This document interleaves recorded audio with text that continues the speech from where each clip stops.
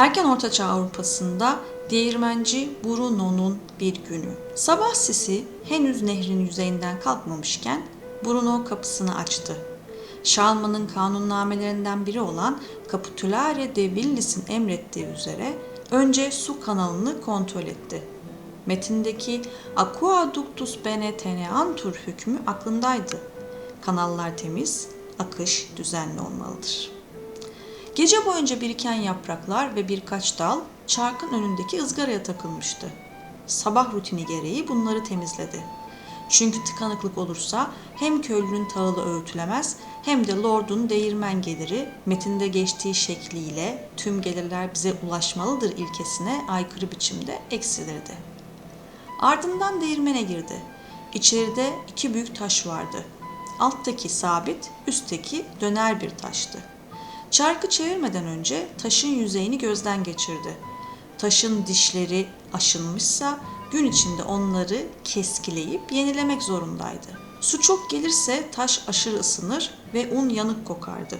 Az gelirse taşlar birbirine sürter ve kırılabilirdi. Bu nedenle suyun miktarını da doğru belirlemeliydi.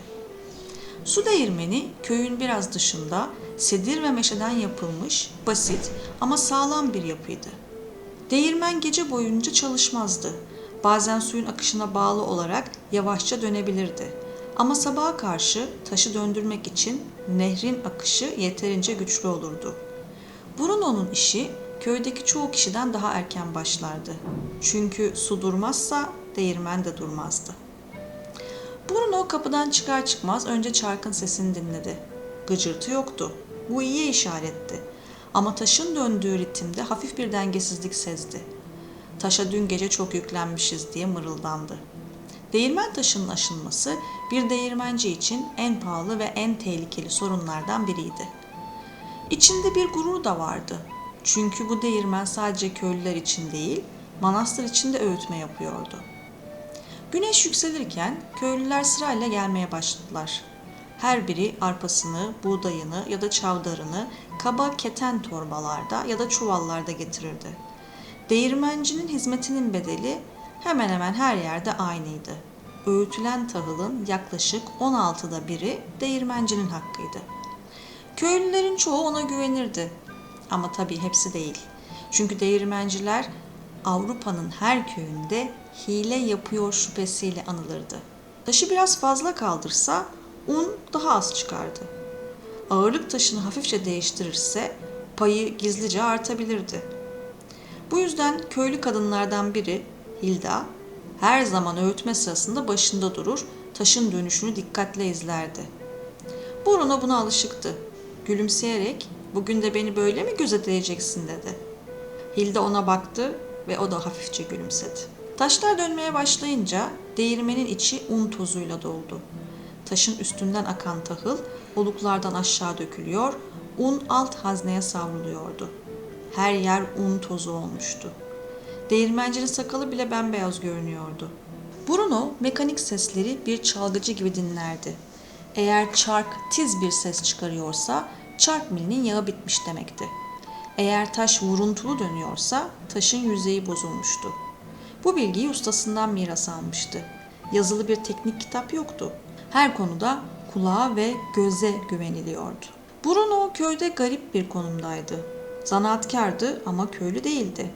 Kilise veya senyor için çalıştığı için hafif ayrıcalıklı sayılırdı. Değirmenci köyde çok önemli bir kişiydi. O olmadan köy yaşantısı mümkün olamazdı.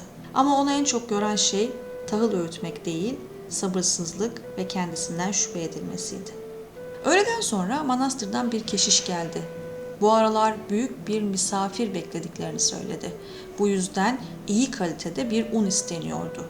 Daha ince, daha beyaz, daha çok elekten geçirilmiş. Bu tür un genellikle kilise sofraları ve soylular için olurdu. Değirmencinin bu işten alacağı pay da daha yüksek olacaktı. Ama ince un öğütmek taşın daha hızlı aşınması demekti. Yani kazanç fazla olsa da masraf da artıyordu. Bruno içinden bir hesap yaptı. 1-2 ay sonra taşın yüzünü yeniden düzeltmem gerekecek. Bu işlem günler sürer, çok yorucu olurdu. Ama değirmencilik böyle bir işti. Hem gelir getirir hem bedel ödetirdi. Gün boyu nehrin sesiyle taşın uğultusu birbirine karışmıştı. Güneş batarken son köylü de çavdar torbasını alıp gitti. Günün payı olarak Bruno'nun elinde bir miktar çavdar unu, bir avuç arpa, biraz da buğday unu kalmıştı. Bunlar onun ailesinin ekmeğiydi. Akşam olunca savak kapağını kapattı, çark yavaşladı. En sonunda durdu. Değirmen birden sessizleşti. Toz yere çöktü. Bruno bir an durdu. Sessizliğe alışmak her zaman alırdı. Sonra kapıya doğru yürüdü. Gölge hala suyun üzerinde uzanıyordu. Yarın yine su sesine uyanacağım diye düşündü. Değirmencinin hayatı böyleydi. Nehrin gücü çarkı döndürür, çark köyü, köyde onun ailesini beslerdi.